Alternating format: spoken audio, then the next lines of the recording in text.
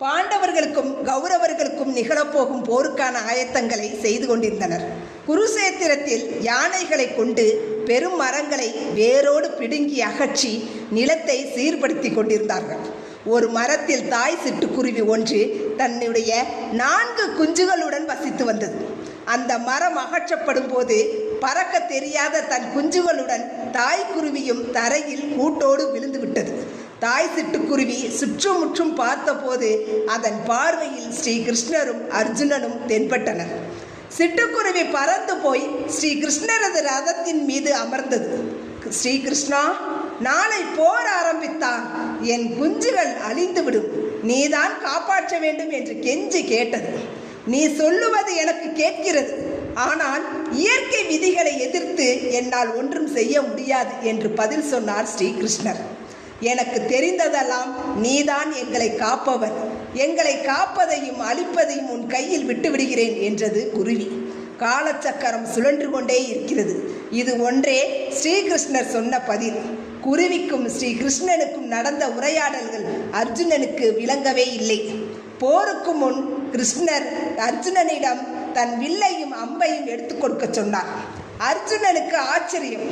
போரில் தான் கலந்து கொள்ள போவதில்லை என்று சொல்லி தனக்கு சாரதியாக மாறிய ஸ்ரீ கிருஷ்ணர் எதற்காக தன் வில்லையும் அம்பையும் கேட்கிறார் என்று புரியவில்லை. ஆனாலும் அவற்றை எடுத்து ஸ்ரீ கிருஷ்ணனிடம் கொடுத்து விட்டார். கிருஷ்ணர் ஒரு யானை மீது அம்பை தொடுத்து அதன் கழுத்தில் இருந்த மணி ஒன்றை அறுத்து எறிந்தார். யானையை குறிவைத்து அதன் மீது அம்பை எய்து அதனை கொல்ல முடியாமல் அதனுடைய கழுத்தில் இருந்த மணி ஒன்றை மட்டும் அறுத்து எறிந்த கிருஷ்ணரை கிண்டலாக பார்த்தான் அர்ஜுனன். ஸ்ரீ கிருஷ்ணரை விட தான் வில்வித்தையில் சாமர்த்தியசாலி என்னும் எண்ணம் அவனுக்குள் ஏற்பட்டது. மனிதன் தானே, நான் வேண்டுமானால் அம்பு எய்து யானையை வீழ்த்தட்டுமா என கேட்டான் அர்ஜுனன். ஒரு புன்முறுவலுடன் வில்லையும் அம்பையும் அர்ஜுனனிடம் கொடுத்து பத்திரமாக தேருக்குள் வைக்க சொல்லிவிட்டார் கிருஷ்ணர்.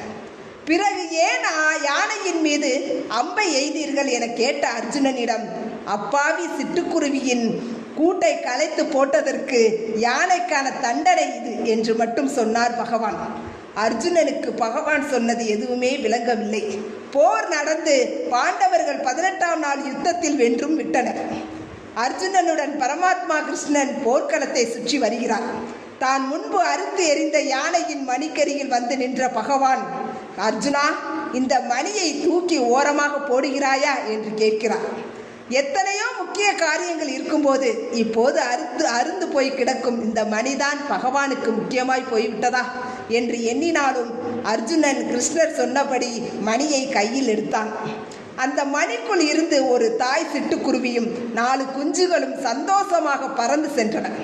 தாய்க்குருவி பகவானை வலம் வந்து 18 நாட்களுக்கு முன் தான் கிருஷ்ணரிடம் அபயம் வேண்டியதையும் யானையின் மணிக்குள் தன் குடும்பத்தை வைத்து பகவான் 18 நாட்கள் தங்களுக்கு அபயம் அளித்ததையும் நன்றியோடு எண்ணி சிறகை கூப்பியது. பகவானே, என்னை மன்னித்து விடு, உன்னை மானுட உறவில் பார்த்ததால் நீ உண்மையில் யார் என என்னுடைய அறிவுக்கு கொஞ்ச காலம் புலப்படாமல் போய்விட்டது என்று கைகூப்பி தொழுதான் அர்ஜுனன்.